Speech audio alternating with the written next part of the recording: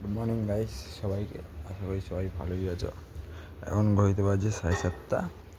এই যে আমার গাড়ি রাখা, এখন যাবো গ্রিনফিল্ড সিটি, থেকে যাবো সেক্টর 5।